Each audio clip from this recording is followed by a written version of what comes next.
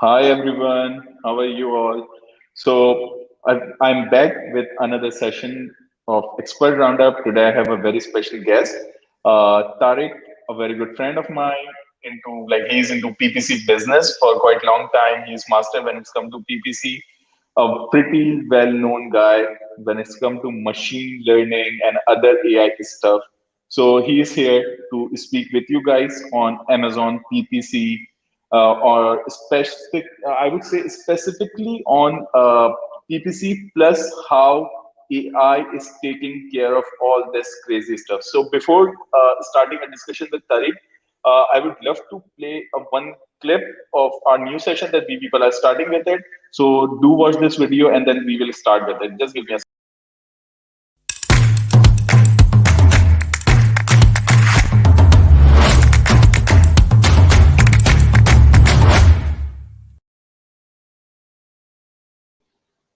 So I welcome Tariq here. Hi Tariq, how are you? Hello, Atif. Very good, and you?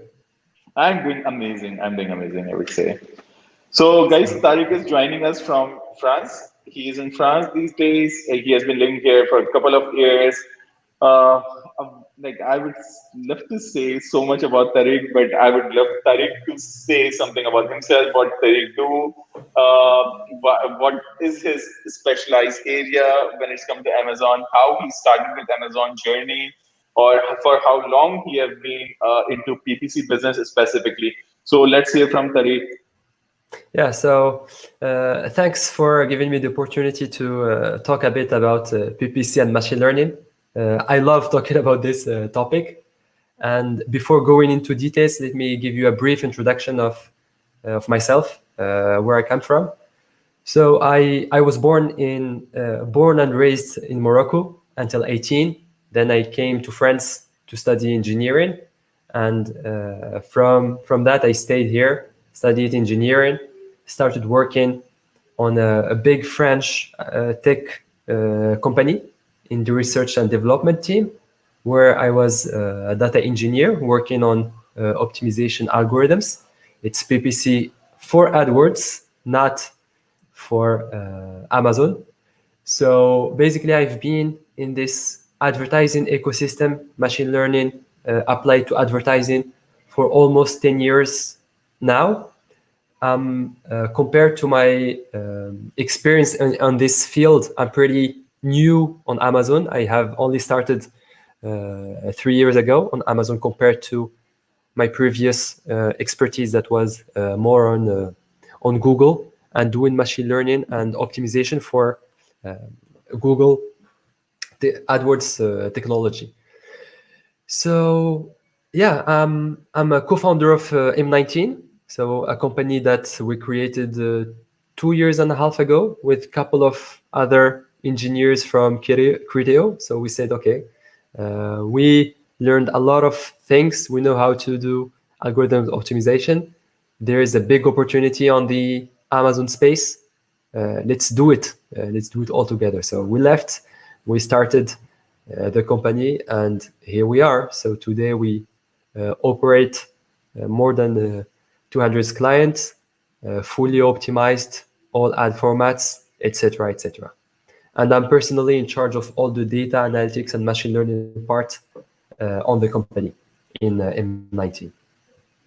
Oh my God, so So, Tariq, and that's please, an Atif, interesting. when I start talking too much or being annoyed, please stop me and Oh my God. No, I'm not going to stop you by any means because I would love you to talk all the time and giving the value bombs to the community member. Here, people are listening to. Actually, I would say the time that you have said you are pretty new to Amazon space. So I don't agree with this.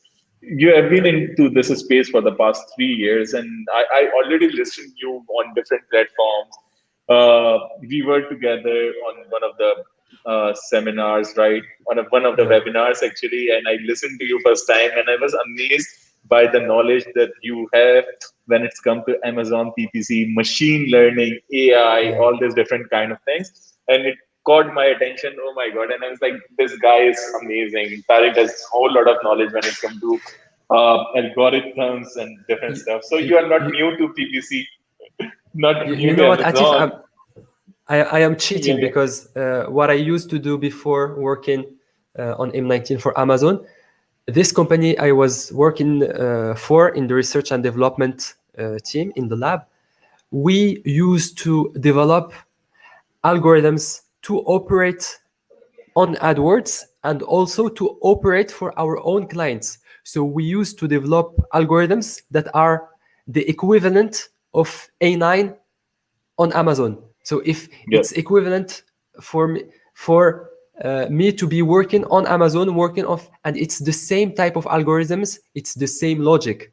So this is why it was pretty easy for us to build a third-party software because we used to work in a company where we built stuff like A9 algorithms. So we know what the logic behind it. And by the way, they are also using machine learning for organic and sports or drink and everything. And we will be I will be discussing that during the presentation. So yeah, this is why I'm saying that I am cheating. So because I almost used to work for Amazon before, if we consider that company like Amazon in terms of Yeah. technical areas we covered. Okay. Hey, just give me a second.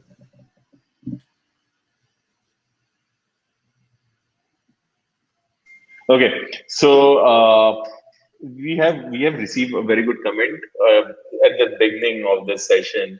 Watched Tariq video session with Augustus last night and surprisingly found him today in our session. It's totally unexpected and amazing. Yeah. People do This, follow you. I told you, people do follow you. The knowledge that you have, oh, people do follow you because you know what? People do talk about PPC. That's a very common subject, and most of the people have keen interest to know about how PPC works, what is the logic behind it, right? How to master it.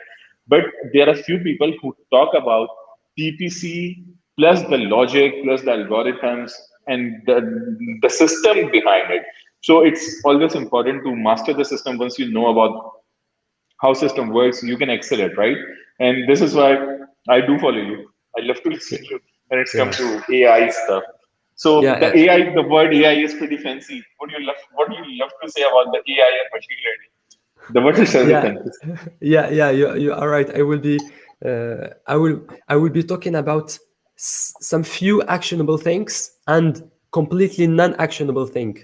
And I'm doing that on purpose. I know that it won't be actionable, but for the long run, it will be beneficial for you because you will understand how the systems are working, and you will translate this knowledge in actionable actions yourself. So all the machine learning talk and explanation, it might seem fluffy or theoretical, but it will be useful, and you will see it for you to take the right decisions and actions afterward. One of Um, our students, she is a very good friend of mine.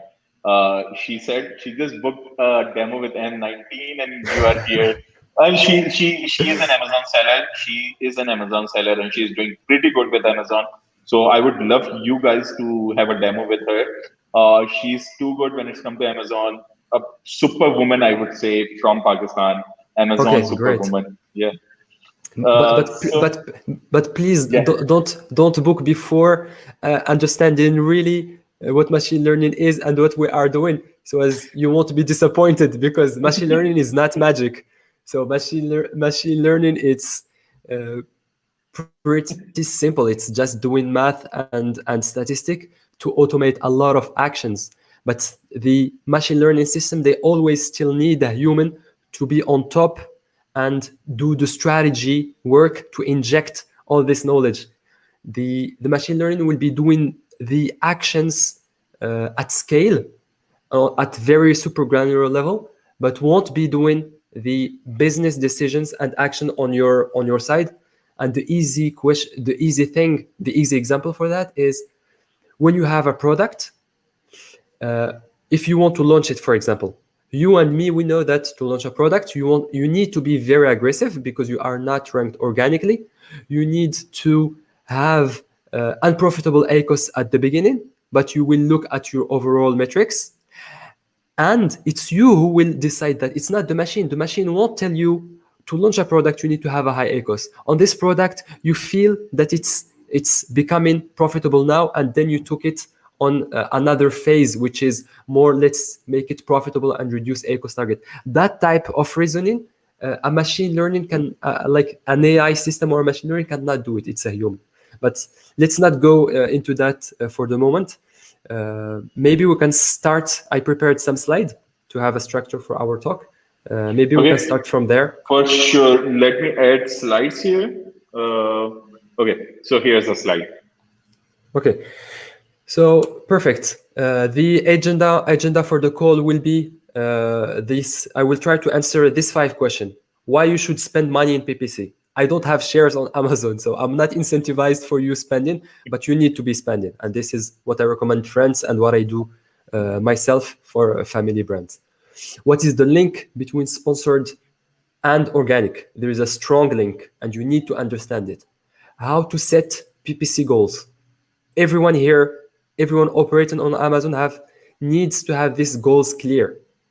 How to monitor and maintain PPC strategies, and at the end, how to structure campaigns. I will propose something easy, simple, so as it can be maintained by a human, and you won't need to pay for a tool or whatever to do that.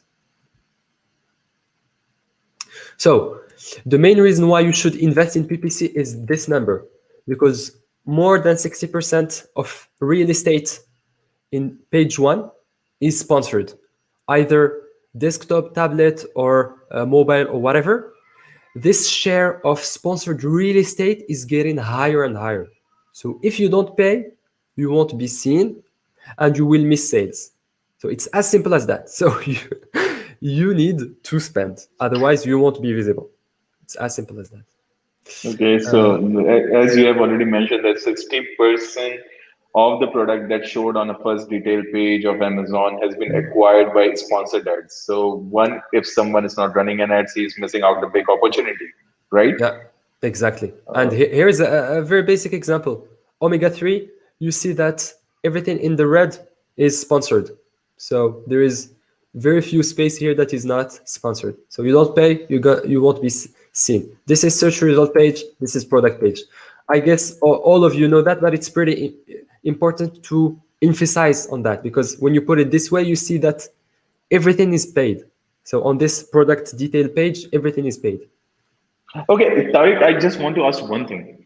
Yeah. Here is the product detail page. If I am seeing myself as a customer, I go to Amazon, I search for this mega product, and I found this, the blue button, really interesting.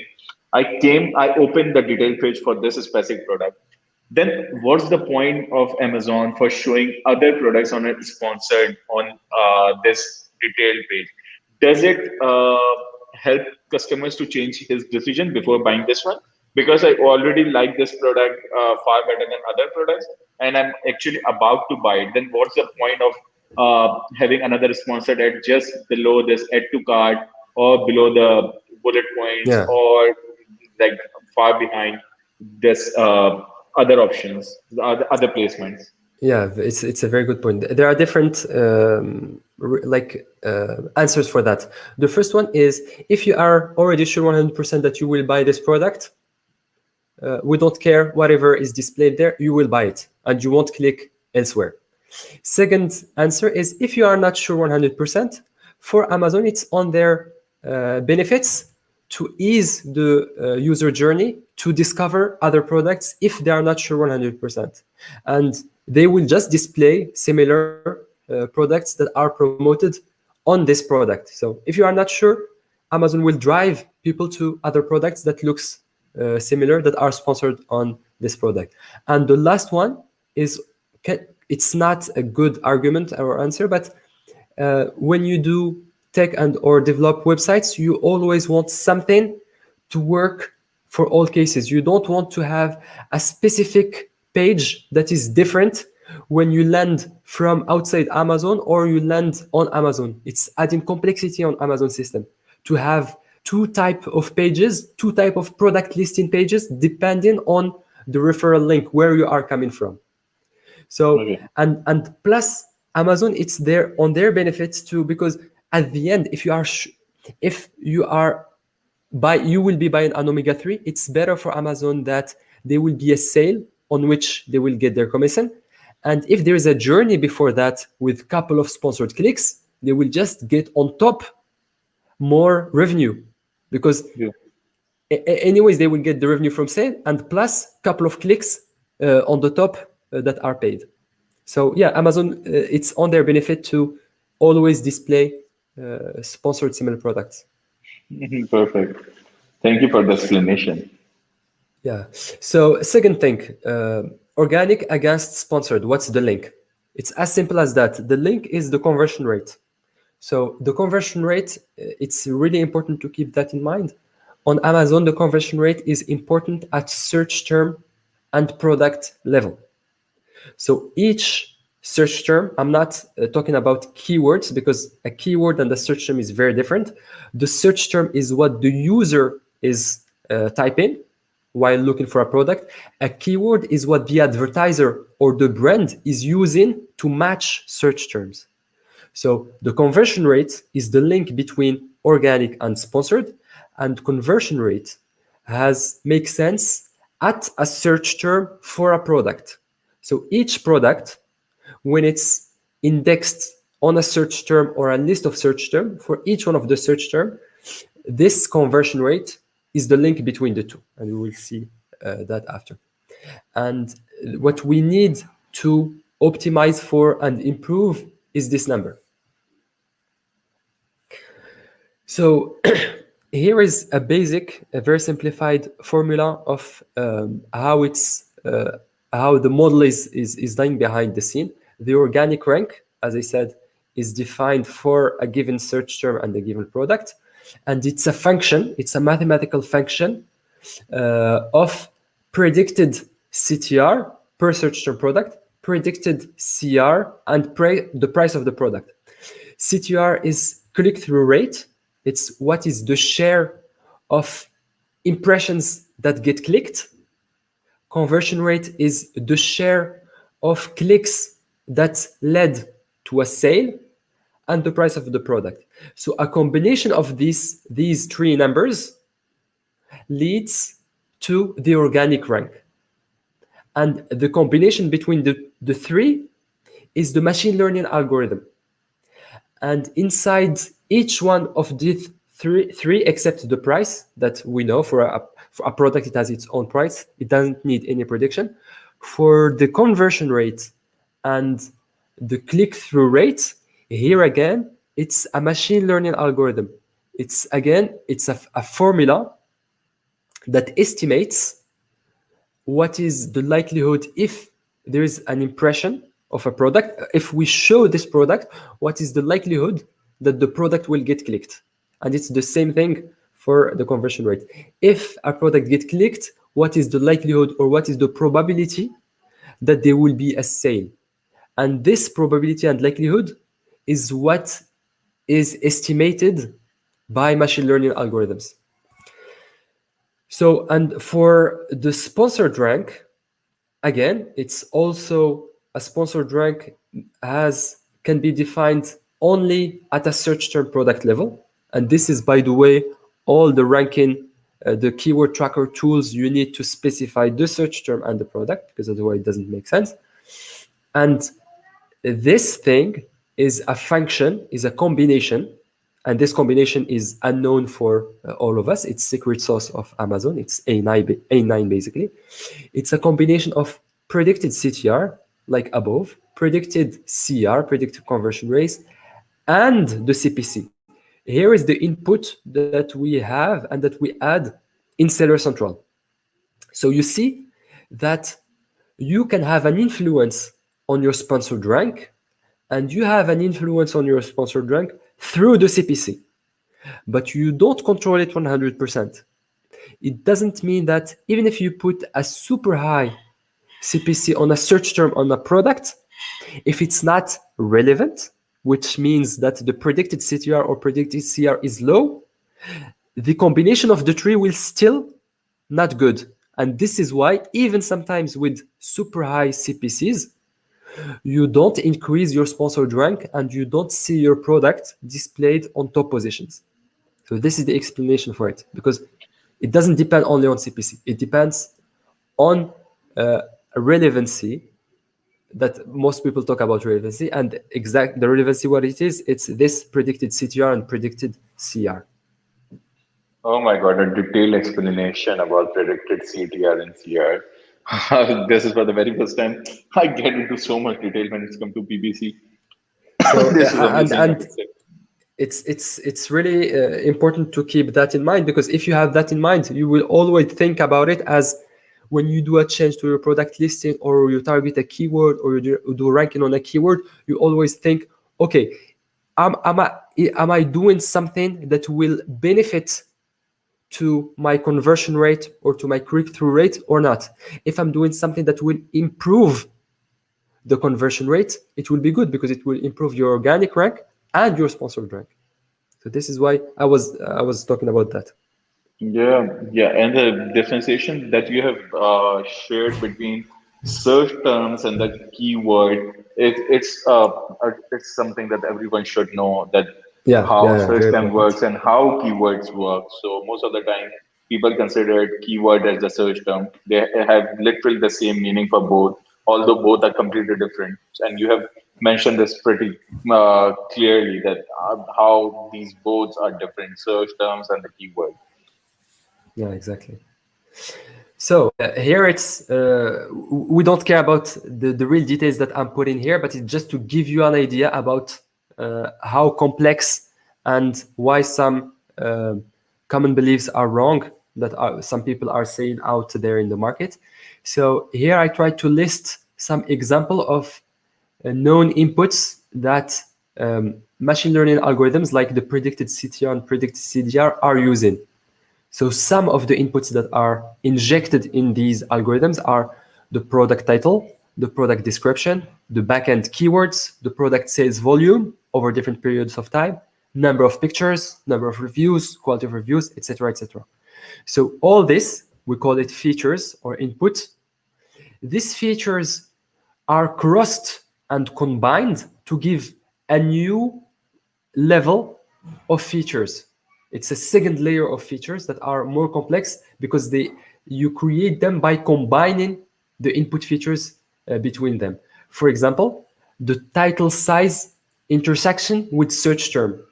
So one useful information that type of algorithms are taken as an input is you take they take, like Amazon engineers, they take the product title.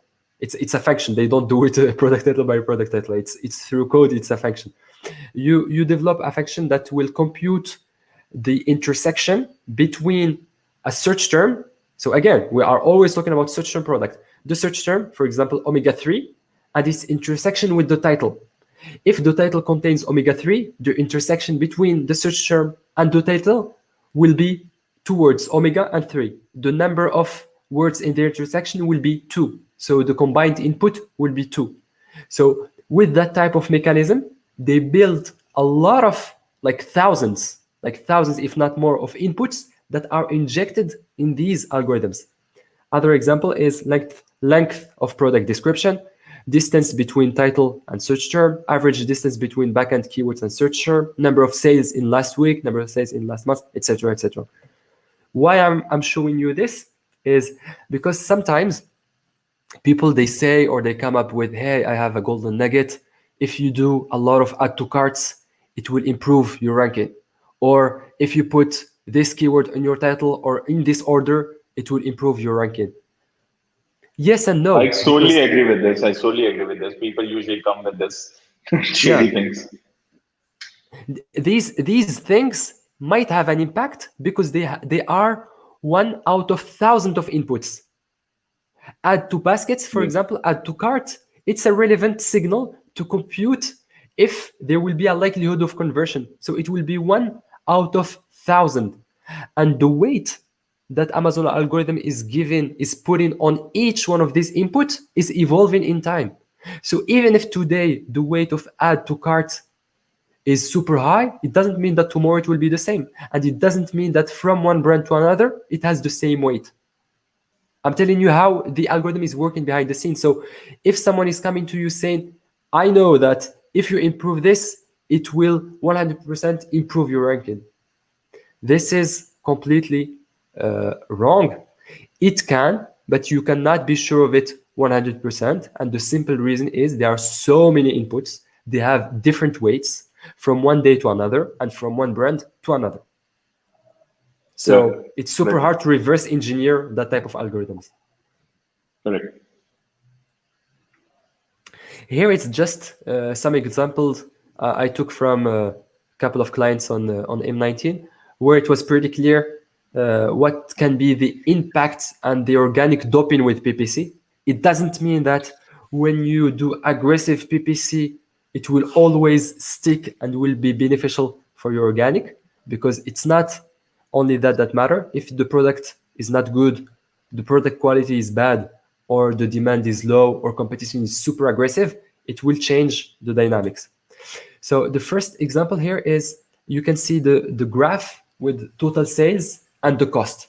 So you can see that this guy increased a lot his spend over time, and you see that total sales increased, which means that sponsored sales are increasing, total sales are increasing organic sales. And then he stopped, or at least he reduced, and you see that the level of total sales stayed high, which means that it fueled the organic. So it has an impact on the organic. I'm not saying that it will work always this way, but here it's just an example on when you boost with PPC, when you rank well organically, you can decrease PPC, it can stick. Yeah. Here's a second example of that type of effect. You boost, you decrease, it stick. And the last one here, I put it on purpose in green. It's not spend. The graphs before it was total sales and advertising spend. Here it's sponsored sales and total sales. It includes sponsored and organic. Yeah. So in green, it's sponsored sales. You see that a massive increase on spend will lead to a massive increase on sponsored sales. Of course, it's a massive increase on the gray curve is total sales. Then the guy stopped or decreased again PPC. So normal, sponsored sales dropped, but total sales didn't drop the same way. You see that the gap between sponsored and total is bigger than before. And this gap is organic sales. It's just another example of PPC can fuel your organic. Again, don't go spend thousands and then send me emails saying, Tariq, what are you bullshitting us? It doesn't work all the time. It's just when you do it right, with the right product and the right target, it should work. Yeah. Next question I would like to answer is how to set PPC goals. So for that, there are some prerequisites. The first one is everyone needs to know exactly what's the product's total costs and final margins, everything included except advertising. So if you don't know that, stop doing PPC, stop doing whatever you are doing on Amazon and go compute that. You need to know for each one of your product what are all your costs, everything included, cost of goods, everything, except advertising cost.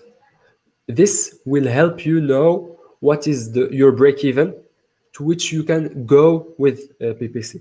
And the second thing is it should be clear on your mind that a product is 3 stage. You need to know what's the life cycle of your product.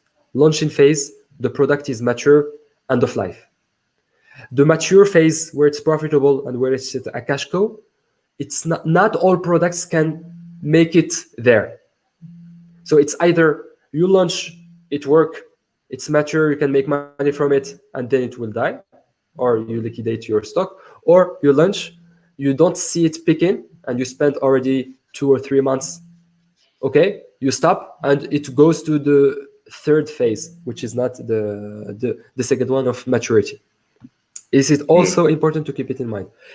Not all the launches will work, unfortunately, for all of us. Yeah, so true. The metrics to monitor: ACOS, everyone knows what the ACOS is, and the total ACOS. The total ACOS is the cost over total revenue, organic and sponsored. And these metrics should be looked at and monitored at aggregated level, at group of product level, category or account. It's very tricky, and I won't go a lot into details here, but I can share afterwards some links to this content. Because of sales attribution, it can be misleading to look at these numbers at product level because of sales attribution. You need to look at it at groups of product where there is cross-selling happening. Yeah. If you want to push it further, there are some more advanced metrics that you need to be looking at. The two obvious ones that most of sellers are following is organic and sponsored rank for your top 10 keywords per product. Each product, you need to know your top keywords, and it's always good to follow. It's a good signal to the health of your account to follow the organic and sponsored rank. There are a lot of keywords trackers in the market. Go take one and do that. The last one is a tricky and complex one. This one I don't recommend for small and medium sellers. I only recommend it for big ones where they have their products already ranked in top 3 in brand analytics on search terms. If your products are already on the top 3 selling products, it means that Amazon is giving you accurate information 100%. What's your share of sales of a given keyword? And if you are already there, you need to monitor that across time. What's your share of sales on the top 3 selling products for a given search term? You can do that with brand analytics. But this one I really don't recommend for people that are not really big in terms of revenue, because otherwise you'll be just wasting time. Here it's a simple formula for you to know your break-even ACOS and break-even total ACOS. This is what I was mentioning before. I won't go into details because you will get this slide like the video. It's in the video after, so you can check it. And plus the exact computation of it, you can find it on the M19 blog. There is one post about ACOS target, how to set ACOS target or something like that, where it's detailed if you don't already have that number in mind. So break-even ACOS, this is the formula for it. Here is the combination between the break-even and the product life cycles. So if I consider a product that has a break-even ACOS at 38%, let's say, it's just an example. If you are on the launch period, one way of doing it is you say, okay, I'm in the launch period. I want to target an ACOS that is in a range of 0.9, the ACOS break-even, and 1.1, the ACOS break-even, the break-even ACOS. So we don't care about 0.9 or 0.8 or 0.99 or whatever. The idea here is to target an ACOS that is around your break-even, depending if you can afford spending money or not. You may go slightly over or slightly below your break-even, but the threshold is the break-even. And then you have the range. When you know the break-even, for this example, it means that you need to be targeting something between 34 and 41% ACOS. Personally, I do that type of computation and reasoning at total ACOS level for product launch. I don't care about sales are organic or sponsored. All what I get, I consider it at total ACOS, and I do the product launch with the total ACOS compared to my break-even, not with the ACOS. But it depends on how you want to take risks or not. Mature product, you see that this range is getting lower. So before you were around break-even ACOS, now you are leaving some room for profit. So you are between 0.3 to 0.7 max break-even ACOS to leave room between the real ACOS and the break-even. And this is your benefits. And the end of life, you don't want to lose money. So you are just below the break-even, but you need to increase the ACOS because you just want to get rid of your stock because the demand is getting low, or because now the inventory is costing you when it's sitting on Amazon or whatever. Here again, it's an example, just to give you an idea. There's three stages that you have mentioned here: launch period, maturity, product, or mature period, or end of life. This is a complete representation of how one should be prepared before launching a product with the true echoes that they should target. Like while we are on a launching phase, we should consider somewhere between, like, okay, we need to keep this in our mind that when the time we are launching, we cannot hit 20% echoes or 15% echoes. It do take with time, it do come up with time, but the time that you are launching, you need to consider, if my break even is 35%, I can go as high as 42% or 43%. I don't want to put myself in so much negative, but I need to keep my echoes between these lines. And once my product got stable, I can, if I'm break even is 35%, I can try to decrease my echoes to somewhere between 20%. So still I am 15% in profit, although. So this is a great point to for the understanding of people. One last thing, if you are not sure about your targets, and if you do all this computation and you don't see any sales coming or whatever, it's always, keep in mind, it's always a matter of ranking. It's simple. You know the most important keyword. You know the high volume keywords where sales are. Just go in incognito mode, type this keyword, and browse.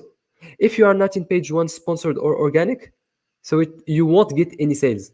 So just you need to change something.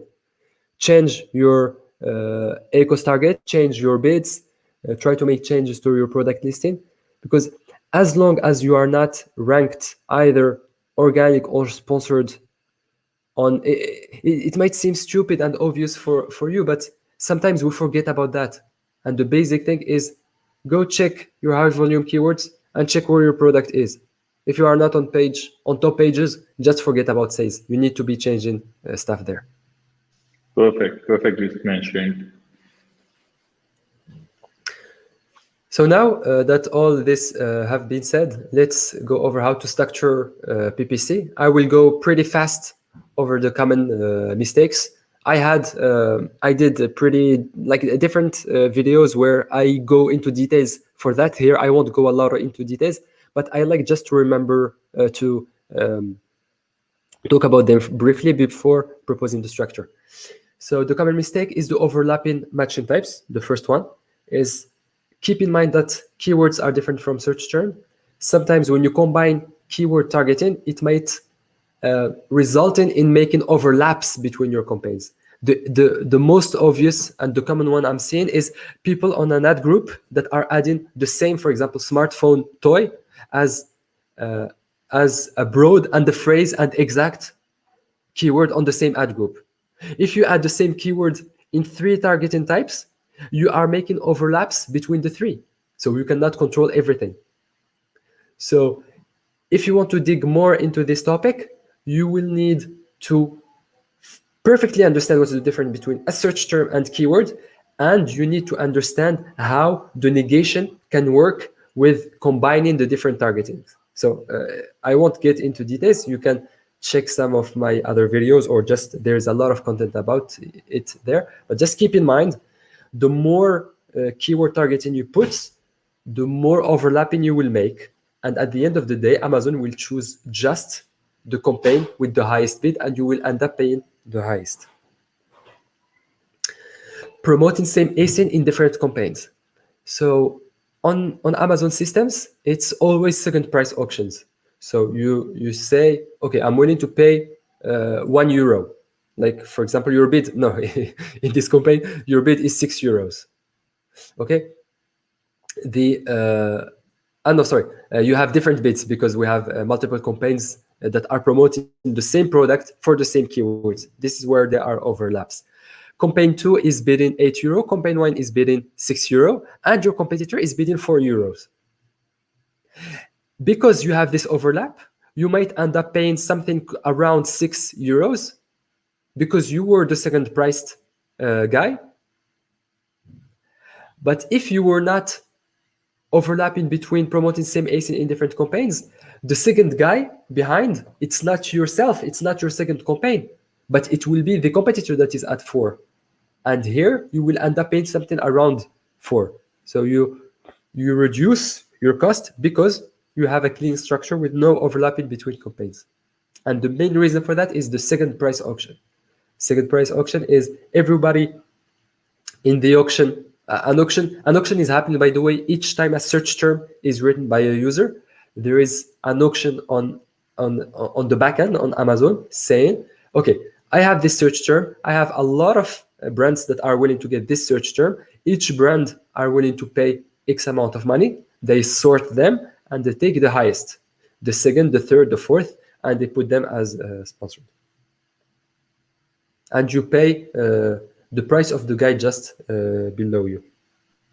Oh my God, the auction system is amazing. The way you explain the auction system, I was shocked. Okay, how Amazon algorithm and bots work, picking up the search term, and let's start the auction. Whoever is going to Yeah, pay as much as they can, and we are going to rank them. yeah, That's insane. it's really crazy because when I used to work at Criteo, when we were working on the auctions and making changes to them to this auction, it was the most complex and touchy part where we need to be very careful because as soon as you change a small thing, it can have a massive impact on the revenue of the company. So when they do adjustment to their internal auction systems, what they call internal arbitration, because they need to arbitrate between all the brands that are willing to promote their products, when they change that system, it can have a massive impact on Amazon advertising revenue. So it's a Yeah. really touchy and complex part. Complex, yeah. The other easy one is if you overplay with adjustments. So you can do adjustments top of search or product detail page 900%, and you can also modulate bids up and down only, or fixed. If here is an example where if you play with these two, you might end up with a base bid, a default bid of €2. If you put the maximum of modulation, you might end up allowing Amazon for you to go up to 38 euros the bid. So of course, you are not doing 900%. It's just an example to show you that it can go super high if you don't pay attention to playing with these two at the same time, because they get combined. And again, the reason behind that is the second price auction. Because if you can tell me, hey, Tariq, but we don't care, because even if I do this mistake and I'm bidding 88 euros, the second price, as you told us before, will be around 2, 4, or whatever. But you are not the only one. If you make this mistake, there might be other people also combining. So if there are two people combining the same mistake and ending up bidding super high without knowing that they are allowing Amazon to bid super high, they will be over second pricing themselves. And this is where the danger is, the risk is. One easy thing also that I keep seeing, and I don't understand why people don't solve it. When I see campaigns that are out of budget, for me, it shouldn't happen. If you have good PPC structure, you don't need to have out of budget campaigns, because if you have a campaign that is out of budget, there are two options. Either the campaign is profitable or not, depending on let's forget about your phase. You are in a mature phase. If the campaign is profitable and is operating well, why are you capping it? You need to be increasing the max daily budget. If the campaign is not profitable, why it is not profitable and keeping it spending? Go dig into it and do bid adjustments, like change the CPCs to make it work. So when you are out of budget, it means you need to do something. Either increase the budget because the campaign is doing well, or if the campaign is not doing well, go inside the campaign and check what's wrong with it and adjust for it. So yeah, this is also a red flag on a campaign when I see a lot of campaigns out of budget, or some of them. Go and fix it. And this is something that I have seen a lot of the time, that people, they do have a great campaign structure set up already, and they usually don't increase their budgets on a campaign which are getting them a whole lot of orders. They try to Yeah. cap it instead of increasing the budget. If they should think it this way, that way they increase the budget, they would score more sales uh, instead of capping the budget, and then they Yeah. get out of the budget every single day before the time's end, before the Ah, 24 you, hours window. Yeah, that's the ah, thing. you are right. And by the way, when you said that, I remembered also something I always see. Some people are concerned about sponsor to organic ratio. Who Yeah, cares if you are profitable? Who cares? yeah, Because some people are really, uh, they have a problem with spending PPC money. You don't care to yeah, spend PPC money if it's profitable. You don't care if your share sponsored to organic share is high, if you are profitable and the business is growing. So what you need to keep in mind is these metrics, not the absolute number of money you are spending on advertising, because we don't care. yeah, It can be yeah, millions. If you are making hundreds of millions, we don't care. yeah, Or this share, even if your total sales, you have 80% of sponsored sales in your total sales and you are profitable and this is the way it works for you, fine. yeah. Because there are some people who are saying, oh, it should not be higher than 30%. Why 30%? Just If look my at margins are 50%, I can go as high as 40%. Doesn't care, right? yeah, yeah, you go as high for it. And if you are at this level, it means there's a reason for that. It means that when you stopped going below, everything collapsed or whatever. There's Yeah, always a reason, and each account is different. Each category is different. Don't uh, take for granted that type of numbers. The shared sponsor to organic should be X%, or a good yeah, ACOS should be X%. This is yeah, bullshit. yeah, Yeah, this one is pretty hard to explain, but let me give it a try. And it's also hard to put in place unless you are using a tool. So don't forget about it if you are doing manual management, because it will be very hard, but it will be easier with that tool. So this is the basics of machine learning. Machine learning is you are doing probabilities and statistics. So you estimate. You are never sure that something is super bad or something is super good. It's always with probabilities, and you need to consider noise.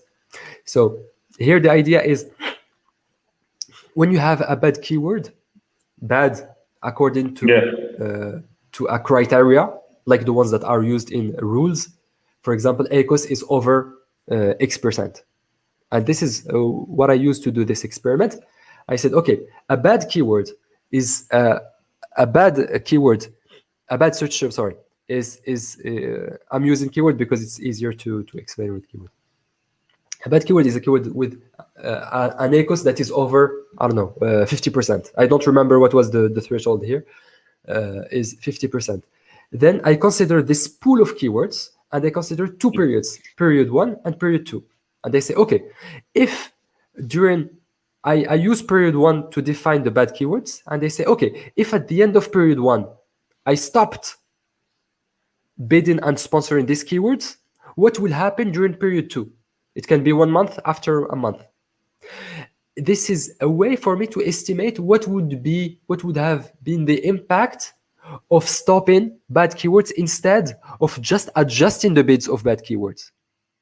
Because a bad keyword, it can, you, if you decrease the bids, either you won't get any impressions because you will be bidding way lower than competition, or you will make it profitable. If you decrease the bids, maybe you will get only cheap sales, and with this cheap sales it will make it profitable. While doing that type of reasoning, like adjusting bids down for bad keywords and adjusting bids up for good keywords, when you simulate for after, with and without bad keywords, you see that overall the ACOS is almost the same.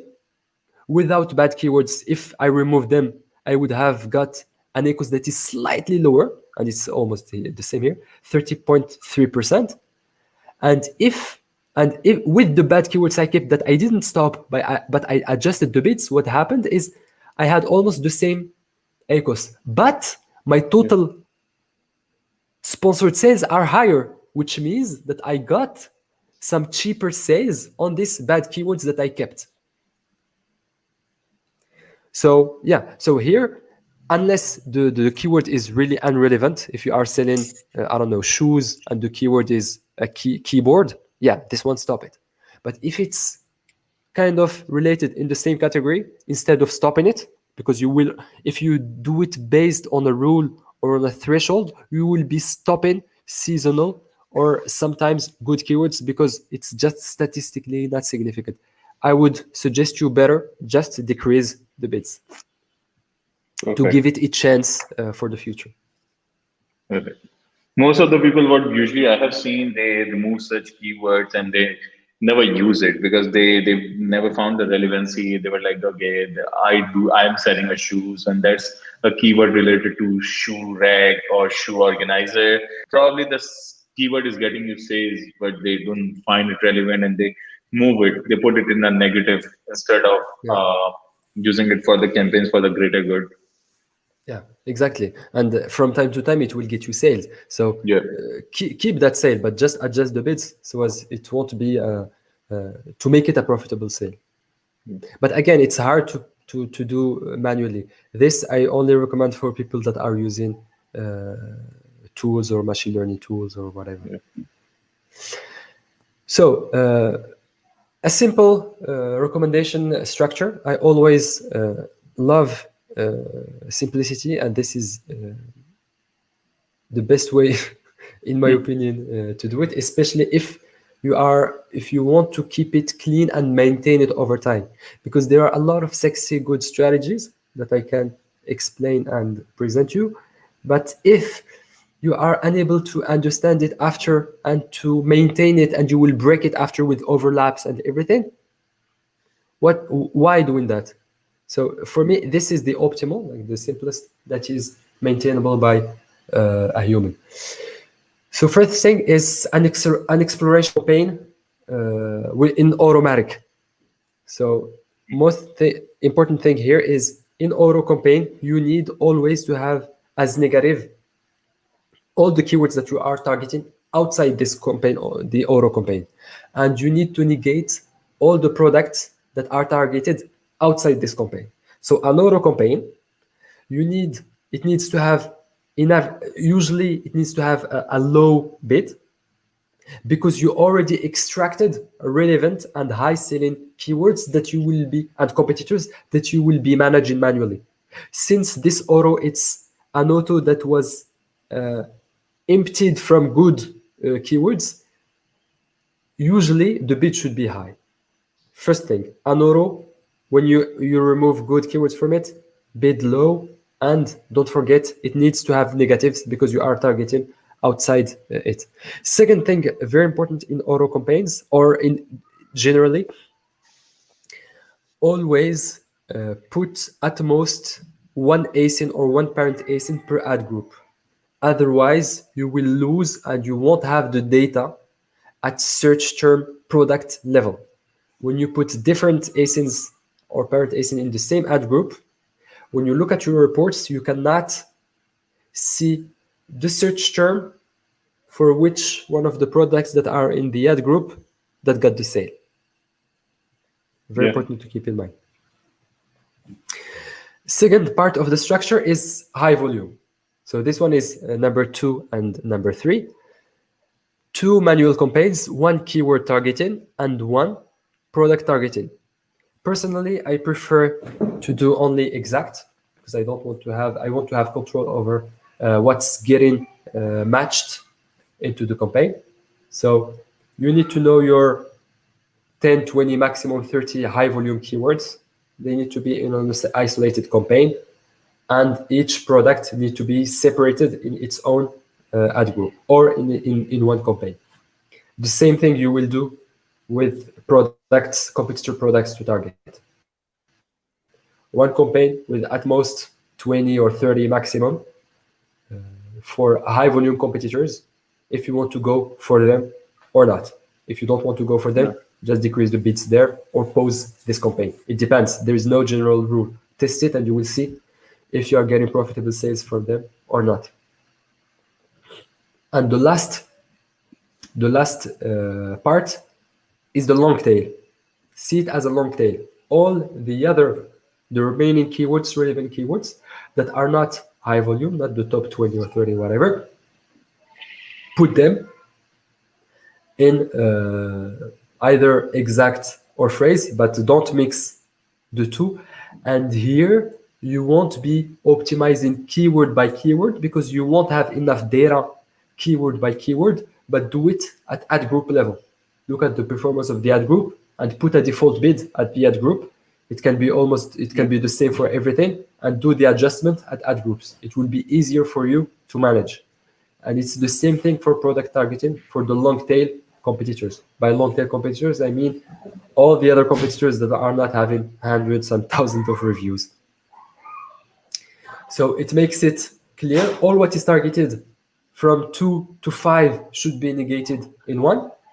In 2 and 3, the bidding and CPC should be done at product keyword level.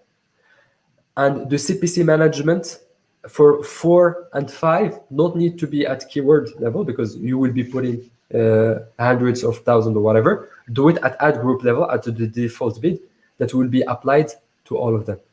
This is a simple way of having something maintainable over time that can deliver good results. Perfectly explained, Tariq. Perfectly explained. Oh my So, God. The knowledge that you so have shared is amazing. I hope that it will be Yeah, it's helpful for you I would guys. say I would definitely love to say the content that you have shared is from a moderate to an advanced. You took it in a way that people who are already into PPC, you have built their interest, and then you take it to the stage from moderate to an advanced, and you end up discussing all the advanced tricks. Or I wouldn't say tricks. These are the core principle that one needs to understand Yeah, if they want to excel in PPC. If they literally need to excel and using all the tools, because tools are fancy, it makes things automated, right? But if you don't know the things by yourself, then it's not going to help you in any way unless you don't have how the things work, how the algorithms work, how the tool works. You really need to understand this. This is what I think from my perspective. yeah, exactly. I love to share one personal experience. So Yeah. my wife started a brand, a tea brand, a couple of weeks ago. So and I have access to M19 free and to other software because I know some people because we talk between each other and stuff. And what I end up doing is really having one campaign per product with 3 main keywords that I wanted to focus on with no automation, nothing to make the products rank. So I say, okay, I'm always thinking of complex, advanced strategies, machine learning stuff to do product launch, to do maturity optimization, etc., etc. And I end up doing that, knowing that I have kind of the knowledge, I have the tools, and I can even have people to help me if I personally don't have time. And I said, okay, no. This is the way I think it will be working, and at least I do it in a controlled way. Of course, I plugged after M19 after to operate, but just to let you know that I'm not proposing a structure that I don't believe in because Yeah. I did it personally for the beginning to control and understand exactly how my products are getting traffic, how my ranking is evolving. And then when it's everything settled, and especially because the account was new, so no data, I cannot put it for machine learning because if you don't have enough data and spend, there is no need to put any machine learning because it won't work. If you don't Yeah. have enough data, it won't work. It won't be good. And this is why, by the way, some people get upset at me saying, okay, why you are saying M19 won't be working? and you are refusing, I'm saying, okay, because I don't want just to overpromise. If you are not spending at least 3, 4, or 5K a month in PPC, there's no need to plug a machine learning software. I don't want to just to price you 1 or 2 months and then after you leave, and because you see that Yeah. it's not super crazy results. Yeah, it's always good to have a right expectation before jump into anything. Yeah, And you yeah, have made it pretty clear the time we people are discussing on M19. You have made it pretty clear that someone who is not making like who is not running 3K at least 3K dollars in PPC advertisement, then M19 is not for them because yeah, definitely. things AI seems very fancy, but the reality is AI do need some time. It do need some time to deliver the results. And if someone is running a $500 PPC and you are paying 249 for a subscription, then your Yeah, no, no. PPC, your advertising cost is nothing, right? Oh Yeah. my God, and you're using an AI. How AI would work? They need a set of data to run things out, right? They need AI needs a data to progress, to process. Am I right? Yeah, exactly. And plus, even for the seller, when the account is not mature and don't have enough data, it's I really recommend the seller to do things himself, because it will help him understand exactly what's happening there. And even this learning curve, it will be very valuable for the business, because as we saw, it's linked. When you do PPC, you are basically trying to influence your sponsored Yep. rank, and your Yep. ultimate goal is to improve your organic rank. So if Yep. you see these dynamics, you are playing with CPC, you are creating campaigns, you understand search term keywords, it will give Yes. you a better view and understanding of how Amazon is working. And then Yeah. when you understand this and you are kind of ready and the account is have enough Yeah. data, then Perfect. you can consider a machine learning software. Perfect. So, Tariq, before ending this session, I just wanted to ask you, do we have anything special for the community? Someone who is running a high PPC budget like 3K, 4K, 5K dollars every single month, do we have anything special from M19 side for them to sign up or to have to start using the tool? Yeah, so we can. I can send you a coupon that you can Yep. share with the community. That will be valid during 1 month to have a Mhm. 25% discount for the first month for people that if they want to give it a try for M19. So I need to Yep. create a coupon code only for the community, and I will Yep. share it with you, Arif, so as you can share it with the community. And by the way, guys, I have added Tariq here in the community as well. So I hope Tariq can share some value in the community once a month. I know it's really hard to write a post to tell, to describe things out, but I hope Tariq can share some value regarding PPC in the groups as well. By the way, thank you, Tariq, for being here and share such a great value when it's come to PPC, explaining the whole mechanism from algorithms to the difference between search term and the keywords, and taking it to another level when there is a whole algorithm regarding setting up or structuring of PPC.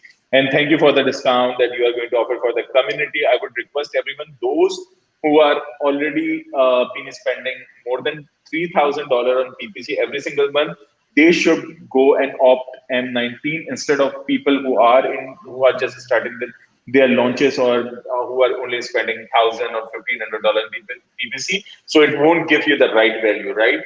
Exactly. Those who are spending much, then they should consider using M19 for their PPC optimization. So I would love to thank you, Tariq, again for being here and share great value. I hope you enjoyed it. Yeah, thanks for having me here, and I hope this was kind of helpful for the community. And yeah, Definitely. maybe we will meet with the community or people listening on another webinar or session, or whatever, For or maybe sure, on a physical conference somewhere to discuss definitely. By the way, anything. Tariq, definitely. I would love to meet you for sure. Having a personal meetup. By the way, we do have a community in France as well.